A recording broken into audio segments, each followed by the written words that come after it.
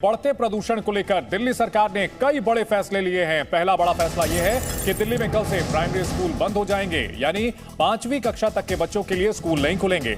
5वीं कक्षा से ऊपर के बच्चों के लिए आउटडोर एक्टिविटी स्कूल में नहीं होगी। इसके साथ ही दिल्ली सरकार ने दिल्ली में ट्रकों की एंट्री बैन कर दी है। सिर्फ सीएनजी और इलेक्ट्रिक गाड़ियों को ही एंट्री मिलेगी दिल्ली में। इसके अलावा डीजल गाड़ियों की एंट्री पर भी बैन लगा दिया गया है। दिल्ली में सिर्फ BS6 स्टैंडर्ड वाली गाड़ियां ही प्रवेश कर सकेंगी। दिल्ली सरकार के दफ्तरों में 50% कर्मचारियों के साथ ही काम होगा। ये तमाम उपाय अपनाए गए हैं दिल्ली में प्रदूषण को रोकने के लिए। जिन जिन सोर्सेज से प्रदूषण का स्तर बढ़ रहा है, उसमें नए प्रतिबंध के डायरेक्शन दिए थे।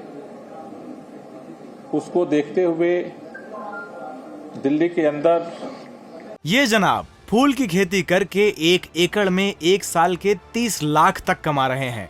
आपको भी ये करना है तो फ्रीडम ऐप को अब भी डाउनलोड कीजिए। पहले से ही जितने तरह के कंस्ट्रक्शन और डिमोलिशन वर्क हैं, निर्माण और विध्वंस के जो कार्य हैं, उन पर प्रतिबंध है, लेकिन उसमें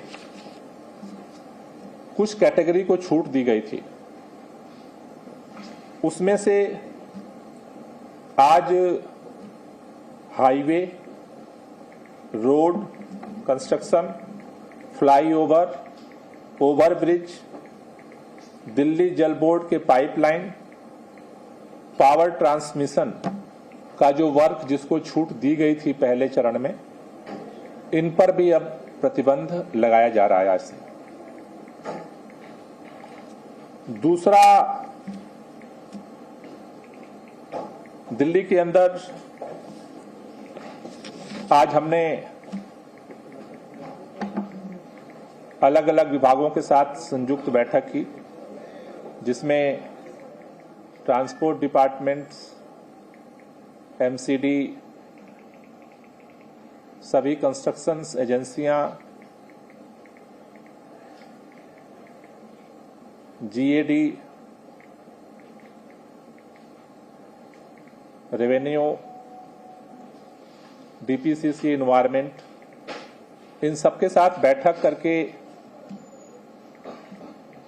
जो हमने अभी आज निर्णय लिया है, CO की हमने अब दिल्ली के अंदर एसेंशियल सर्विसेज को छोड़कर सभी ट्रक्स के प्रवेश पर रोक लगाने का निर्देश दिया था। दिल्ली के अंदर उसे लागू किया जा रहा है। इसमें एसेंशियल सर्विसेज के साथ साथ CNG और इलेक्ट्रिक ट्रकों को प्रवेश की अनुमति दी जाएगी। जो दिल्ली के अंदर भी जो पंजीकृत डीजल के जो मध्यम वाहन है, उन पर भी प्रतिबंध रहेगा। यानी बाहर से जो ट्रक आ रहे हैं, उन पर भी एसेंशियल सर्विस, CNG और इलेक्ट्रिक को छोड़ के प्रतिबंध रहेगा। दिल्ली के अंदर जो छोटे डीजल के वाहन है, उसमें भी एसेंशियल सर्विसेज को छोड़ करके प्रतिबंध रहेगा।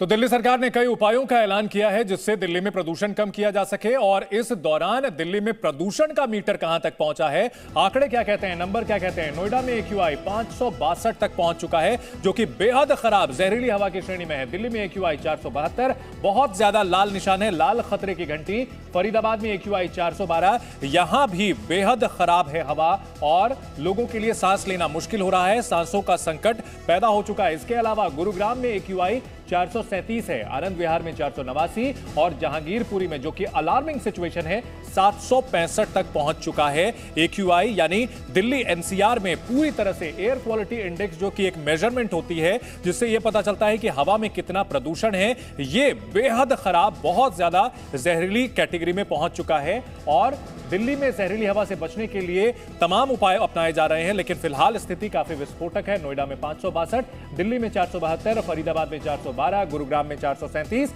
आनंद विहार में 489, इसके अलावा जहांगीरपुरी में 765 और नेहरू नगर में 484। ये आंकड़े जो हैं ये सिर्फ और सिर्फ प्रदूषण बता रहे हैं, लेकिन इसे झेलना दिल्ली एनसीआर के लोगों को पड़ रहा है। बाहर पूरी तरह से धुंध छाई हुई है, ये स्मॉग है और इसमें सांस लेने से गले में जलन, आंखों में जलन हो रही है, सांस संबंधी कई परेशानियां हो रही हैं। बच्चे और बूढ़े खासतौर पर इससे सबसे ज्यादा बुरी तरह प्रभावित हो रहे हैं।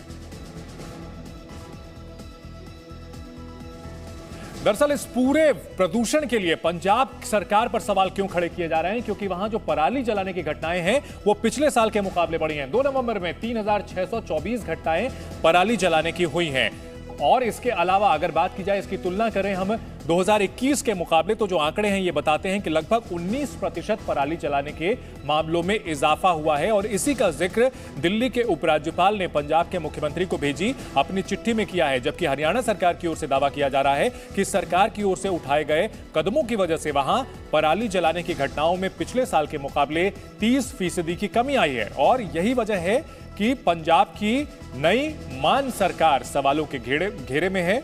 पिछले साल तक दिल्ली के मुख्यमंत्री अरविंद केजरीवाल पंजाब सरकार को जिम्मेदार ठहराते थे।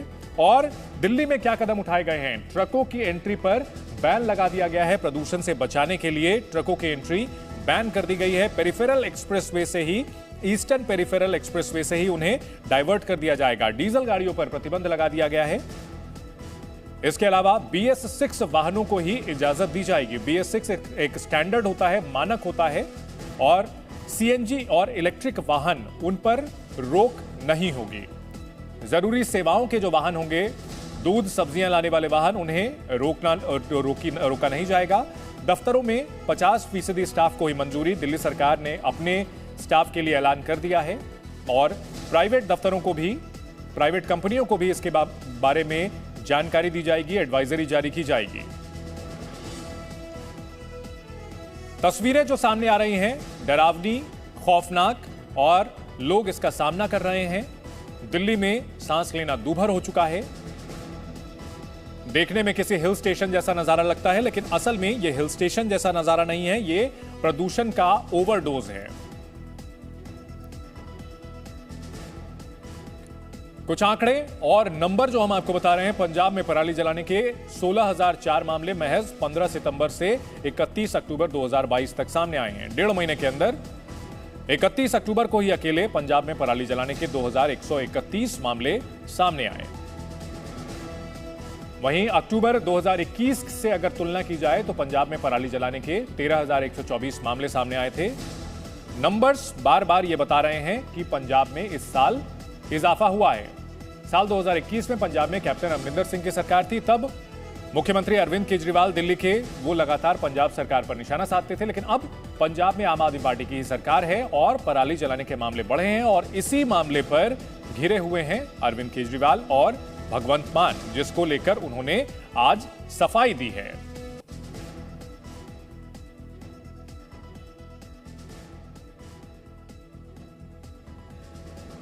ये जनाब फूल की खेती करके 1 एकड़ में 1 साल के 30 लाख तक कमा रहे हैं।